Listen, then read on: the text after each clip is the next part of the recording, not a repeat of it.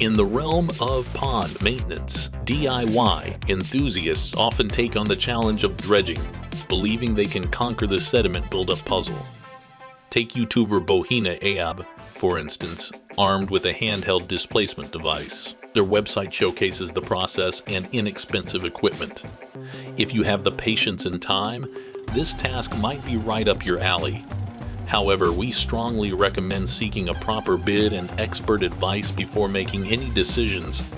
Pond maintenance requires precision, and sometimes the guidance of professionals can save you time, effort, and ensure a successful outcome.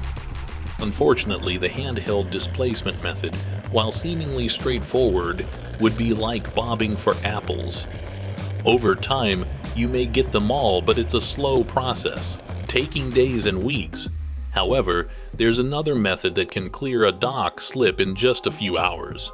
We'll delve into that alternative shortly.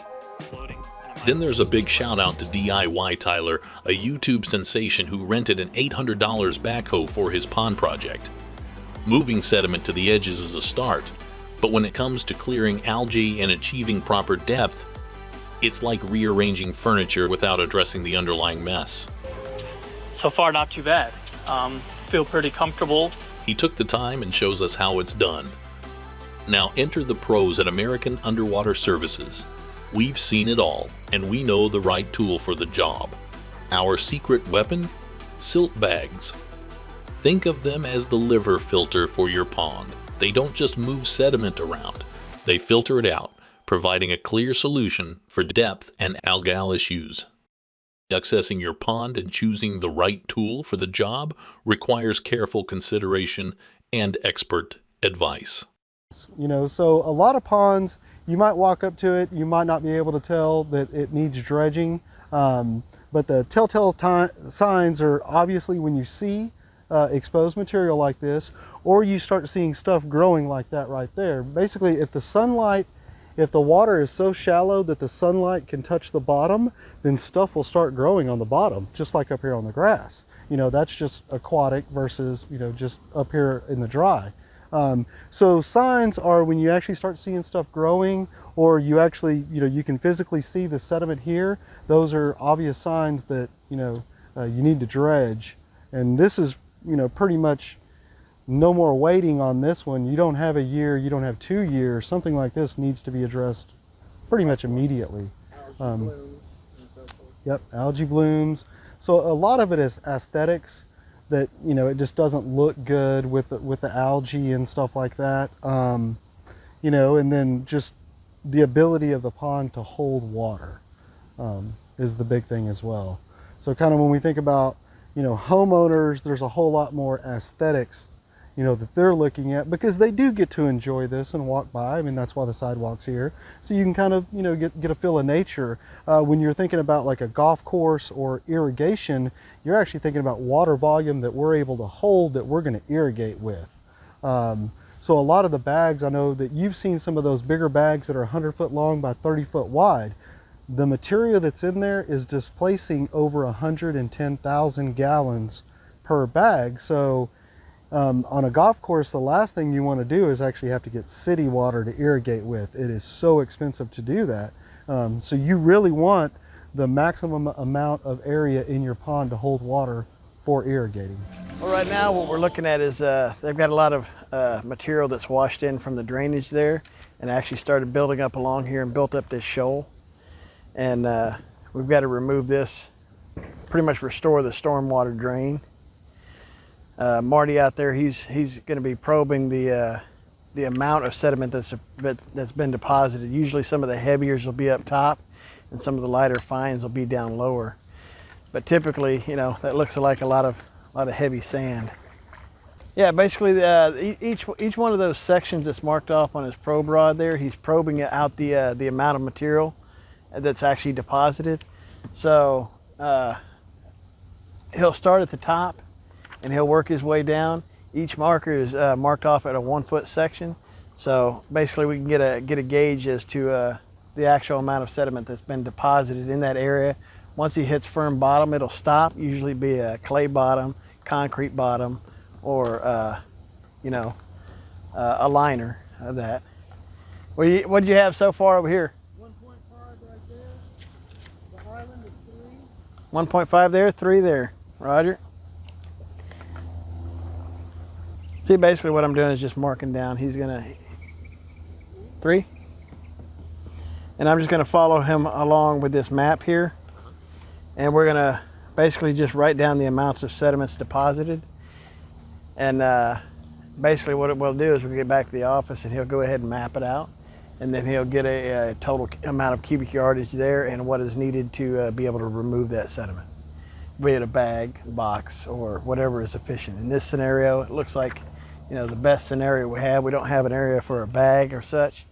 So we'll probably be setting up boxes here and doing boxes. 3. And right now he's just telling me that there's 3 foot of sediment there. How much water overall, Marty? 3.5. 2? 2 foot of water, 3 foot of sediment. You know, unfortunately, with a lot of the HOAs, they have to, you know, maintain and clean the pond so that they can maintain the stormwater flow down through the water district. So that basically, if this floods out, then everything above it will flood out. So all the houses and whatnot can be flooded up top. But yeah, once these cattails stabilize like that, they'll actually stabilize the bottom. They'll create an organic nutrient, you know, rich environment for the cattails to actually grow. And whenever they start do growing, they start growing like wildfire. 2.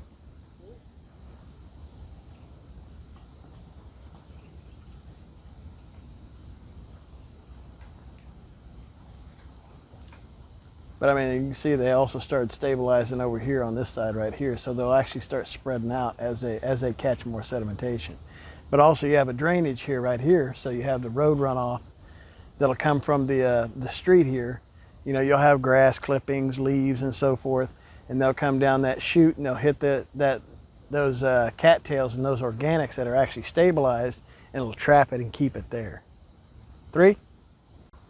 Yeah, all this right here will be removed and essentially be returned back to a pond. And whenever we remove this, whatever cubic yardage that may be, you know, once that is all removed, we're increasing the water volume of that area. So now, you know, instead of there being land, it's able to hold that much more water. So how do you know if your pond needs dredging?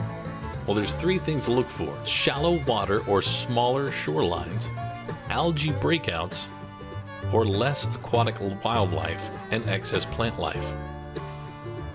If it's less aquatic life and excess plant life that's in your pond, you'll start to notice fewer birds, fish, and animals. It might be time to dredge the pond. The excess nutrients in the water column can cause an imbalance that will discourage wildlife from visiting or living in the pond. Excess plant life is another excellent sign that your pond needs dredging. Weeds, cattails, and other nuisance plants thrive on the nutrient-rich waters of undredged ponds.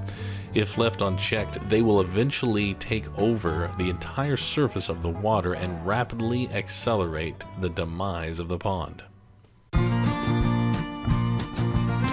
We are committed to doing what is best for our clients. From our management to our field crews, our 26 years of experience as American Underwater Services is the premier and longest standing diving dredging company for virtually any commercial underwater job. We offer innovative, cost-effective solutions to your commercial diving, pond cleaning, and dredging needs.